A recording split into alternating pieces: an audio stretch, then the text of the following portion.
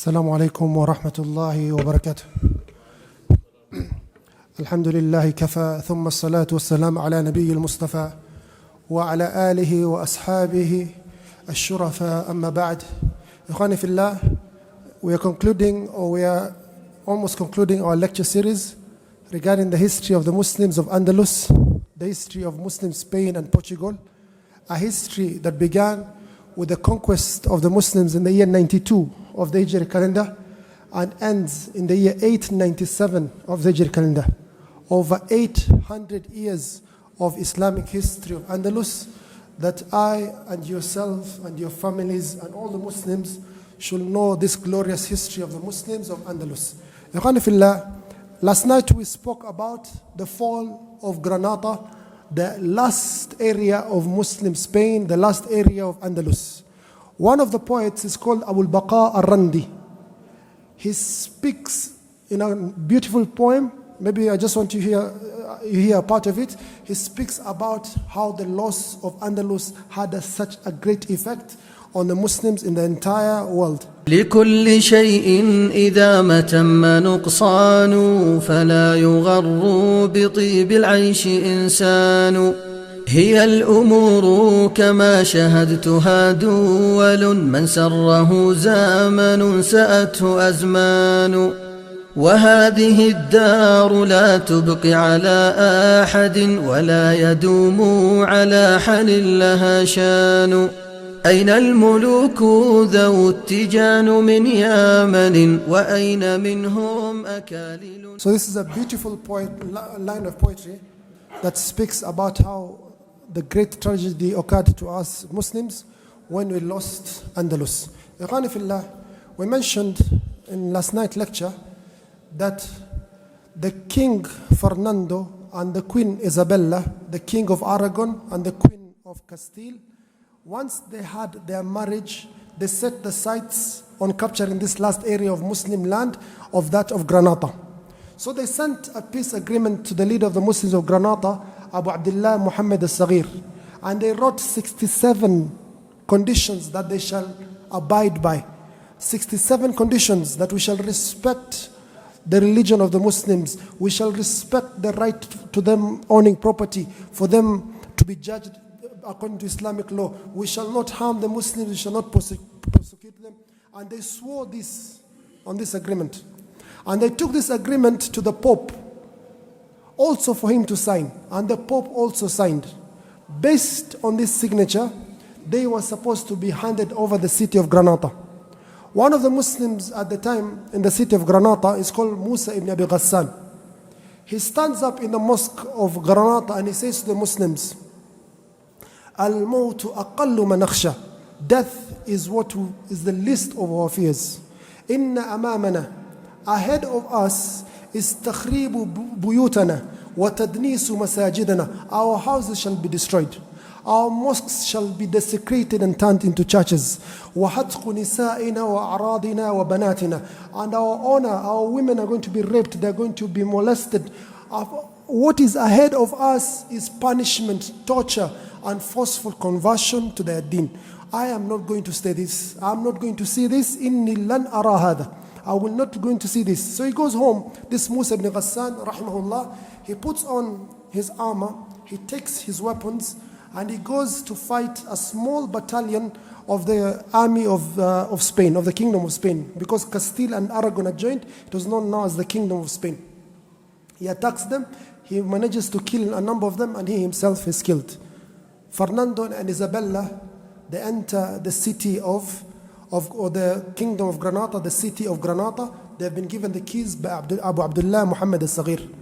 The first thing they go to the Grand Palace of Al-Hamra, the most beautiful palace in the entire world.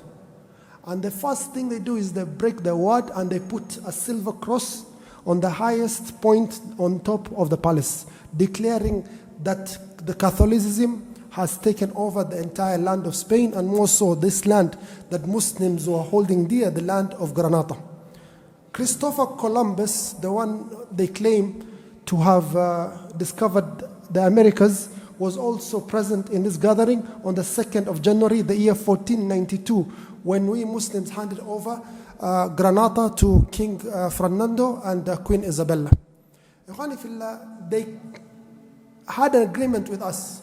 So Abu Abdullah, he leaves Granada and says goodbye. He stands on one of the hills of Granada and he starts looking at the beauty of Granada and he starts crying. He starts crying profusely. His mother, Aisha al-Hurra, she says to him, Ajal, فَلْتَبْكِكَ النِّسَاء. Yes, cry like a woman. مُلْكًا لَمْ تَسْتَطِيعَ أَن تُدَافِعَ عَنْهُ كَالرِّجَالِ. A kingdom, a history, a heritage you are not able to defend as men. This place is still present in Spain till this day. It is known as the last place of the Arabs crying. It's called, in Spanish, it's called Puerto del Suspiro del Moro. It's a mountain pass in Spain. It's called Puerto del Suspiro del Moro. It's the last place the Arabs stood when they were crying, losing this kingdom that they had established a civilization that no other people had observed for 800 years plus. So this man, Abu Abdullah Muhammad al-Saghir, he leaves Andalus and he goes to Morocco. Immediately is captured and is thrown into prison. He dies years later. His children, they were seen becoming beggars and fuqara. All their history, this family became humiliated and they had no honor. The same thing happened to Hisham ibn Abdul Malik. Umar ibn Abdul Aziz, when he died, he didn't leave any inheritance for his children. Years later, his children were seen very wealthy businessmen, yet Umar ibn Abdul Aziz, the Khalifa, did not leave them even a single dinar. Meanwhile, the Khalifa after him, Hisham ibn Abdul Malik, who was the most powerful Khalifa from the Bani Umayyad, one of the most powerful, his children fell into poverty. So Allah subhanahu wa ta'ala sometimes brings you very high to throw you down and you fall really bad. So this guy, he died.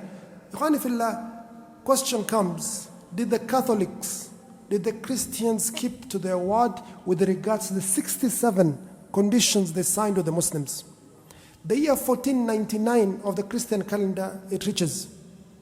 One of the cardinals is called Francisco Jimenez de Cisneros. I don't know how to pronounce Spanish because we have not studied Spanish. I don't know if anyone knows how to correctly pronounce it. Francisco Jimenez de Cisneros. In the year 1499, he starts inciting the Muslims.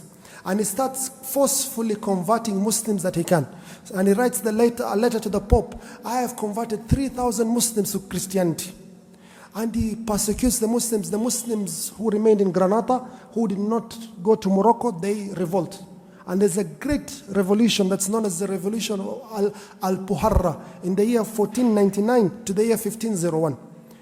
After the revolution is finished, in the year 1501, King Fernando and Queen Isabella, they stand up and they say, the Holy Spirit, that's the excuse, the Holy Spirit came to us and showed us that the path for us to follow is to remove all infidels from the land of Christianity. Infidels are the Muslims. Henceforth, Islam is banned immediately in the lands of Spain, the lands of Castile, Aragon. There's no Islam allowed here. Any person who is found professing Islam either lives or is killed. Mamboni, Mawili, Amanembili, Sujuk. Two things only. You either remain here, we kill you, or you expelled, you live. So many Muslims left. And a large number of them, they chose to remain. This large number, they're called in history Moriscos. They're called Moriscos. They're not even proper Muslims, they're called Moriscos. So these people, they decide to convert to Christianity.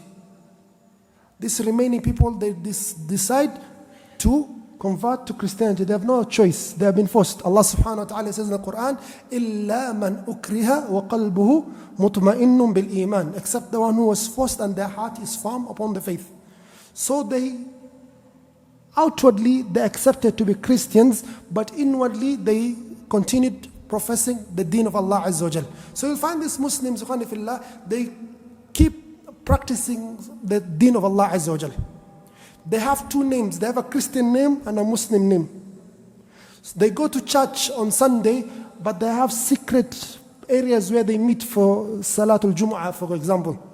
They continue practicing Islam. So the Christians in Spain, or the church, the Catholic Church, they noticed that these people are not sincere. They are munafiqun, hypocrites in our own, like outwardly they're Christians, but inwardly they're what? They're Muslims. So they decided we have to make life difficult for these people. Number one, none of them should have a door to the house. Their houses should be door without a door. Anytime an inquisitor or a policeman comes, they can enter and search the houses, which there's no doors allowed. Number two, they're not allowed.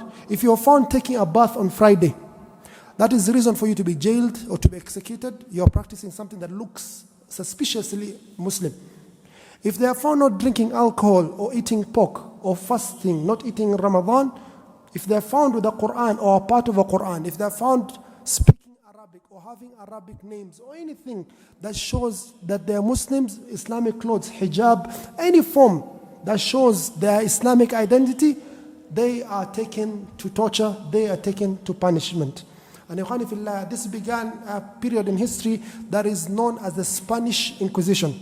From the year 1478 of the Christian calendar to the year 1834 of the Christian calendar, this period is known as a period of Spanish Inquisition. Forceful torture of Muslims and Jews, and forceful conversion of Muslims, who are the majority, and a few of the Jews, to Christianity, and more particularly to Catholicism. So this begins the new period of the Spanish Inquisition. In the year 1609, King Philip III of Spain, he declared all Muslims, all Moriscos, even if they claim to be Christians, all of them have to be expelled. From Valencia, from Granada, from Toledo, any area of Spain, they have to be expelled. They have 1 week to live. This was led by one of the cardinals called Cardinal Ribera, who had so much hate for Islam. If you look at the torture that these people, they did on the Muslims and the Jews, and more especially on the Muslims, it was something that you can't believe that these people are human beings.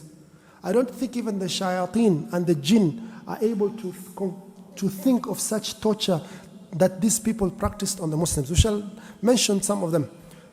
When Napoleon, the greatest leader of France always lose battles in history. That's what they're known. They're known as 100% of the battles, maybe they'll win 2% or 5%. That's even the Germans finished them in World War II. So Napoleon Bonaparte, in 1808, he enters Spain and he conquers Spain. And they go see this. The Spanish Inquisition was still continuing. He sees the torture that the Muslims were going through in the dungeons, and many of them vomited, fainted. They were wondering, how can a human being be done such things? For example, the things they will do, they'll take a Muslim, they'll tie him down on a table, a rack they call it, fasten his hands and his legs. Sorry, this is now, young boy, it's 18 plus now. They'll take the Muslim naked tied, and they'll take like a bucket. This bucket they'll fill with rats. Then they'll put the bucket on top of the stomach of the Muslim, tie it. Then they will take hot charcoal, and put on top of the bucket, the iron bucket. So once the bucket starts getting hot, the rats that are hungry, they have not eaten for days, they look for a path to escape. They can't escape through the iron, so what they do, they burrow through the Muslim stomach, and they come out through the stomach, through the back, and they escape. This was one of the tortures they will do to the Muslims. Another torture is also the rack, where they have devices. Your hands are tied behind you and your legs are tied from the ankle. One person stretches from this side, another person stretches on this side, until your bones break, your muscles, they tear up, they expand so much they can never ever contract, and finally, if they continue, your limbs, they come out. This is called the rack. Number 3, they have something called the bull, whereby they take a Muslim or a person who's suspected to be Muslim practicing Islam. You're the one who is practicing Islam, and they put this Muslim in a bull, an iron bull. They close the bull, and they put fire from the bottom, and the bull starts, it's iron, it's made out of iron or copper, it starts heating, it becomes yellow, it becomes reddish, and the Muslim is just jumping like popcorn inside that bull until he's roasted and he dies alive. These are human beings who created such form of torture. Another form of torture, the waterboarding, that was used, have you read the news, where they tie, you as a Muslim, you're tied on a table once again, your head is kept upside like that, and they take lots of water, or they put a piece of cloth on your nose, then they put a lot of water so that you can't breathe, you feel like you're drowning, you feel like death is coming, but it's not quite coming. And your lungs fill with water. It's so much torture, and they repeat this for days and days and days. Or they remove the piece of cloth, and they fill the Muslim's mouth with water, 5 liters, 10 liters at one go, until the water becomes poisonous to the body. Shall I continue? I'm seeing people are getting scared. They take a fork, a fork like the one you have spaghetti, but it's 2 forks. It just a piece, a weapon that's a fork on this side and a fork on this side, bottom and up.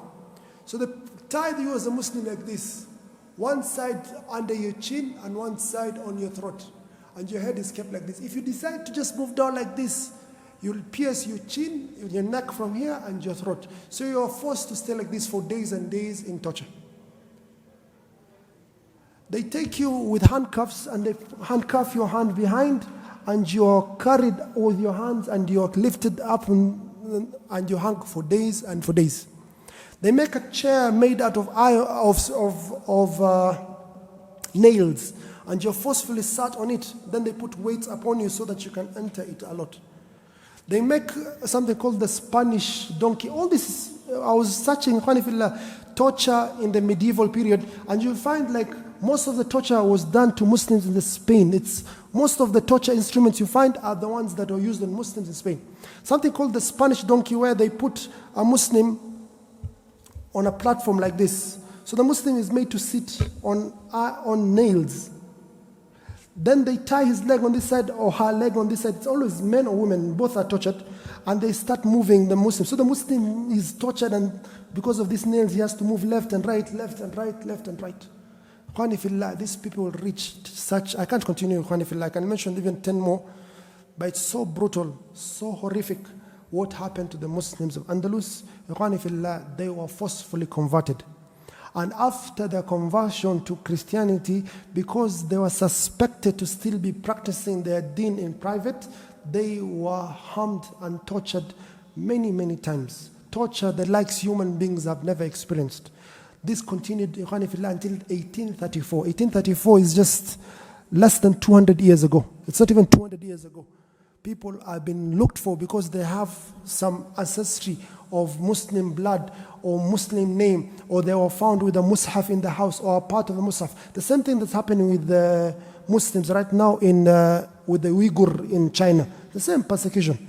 The Uyghur in Xinjiang in East Turkmenistan. The same thing happened with the Rohingyas in Myanmar. The same thing happened in Philippines, in Mindanao. Also there they call the Muslims Mus or Moro. So Muslims have been persecuted in this manner. So if the question comes, why is it when we look at the world map, we find other faiths living in the land of Muslims? You will find Christians in Syria till today. You go to Qaryatain, you go to Tadmur, you go to Damascus itself, you go to southwards, you'll find Christians in Syria. You go to Iraq, you'll find Christians in Iraq. You go to Mosul, you go to the Kurdistan, you'll find Christians. You go to Egypt, you'll find one of the largest population of Christians in Egypt. You go to Lebanon, you'll find Christians. You go to Yemen, you'll find Jews. You go to Tunisia, you'll find Jews. Even in Turkey, many places you'll find Jews and Christians. They were there even before Islam, and they remained upon their faith. La ikraha fi din. We are the Muslims are the ones who are tolerating other people's faiths. We did not force them to enter our religion. La ikraha fi din. There is no compulsion in religion. But let me ask the question, or us as Muslims ask the question, what happened to the Muslims of Spain? Where are the descendants of the Fatihun, of Tariq and Ziyad, Musa ibn Nusayr? Where are all these Muslims, Abdurrahman Nasir? Where are the Umayyads? Where are all those Muslims that go back to that history? Where are the Muslims of southern France? Where are the Muslims of Sicily? We're going to talk about Sicily, inshallah, how Muslims conquered the southern part of Italy, Sicily, and formed a great empire of Sicily. What happened to all these Muslims? the Prophet ﷺ, he says, now from the signs of the day of judgment is yusaddaqul kadhib. The person who's truthful will be considered a liar.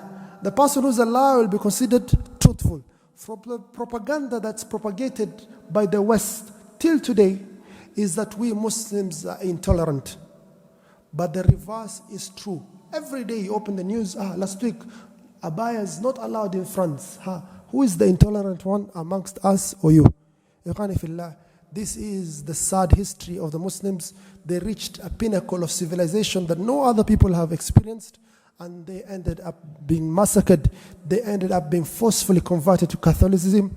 And with this ends our series with regards to Andalus. We shall look at the scholars who came from Andalus, a few of them, some of the famous scholars. Thereafter we shall look at Sicily. وآخر دعوانا الحمد لله رب العالمين والسلام عليكم ورحمة الله وبركاته.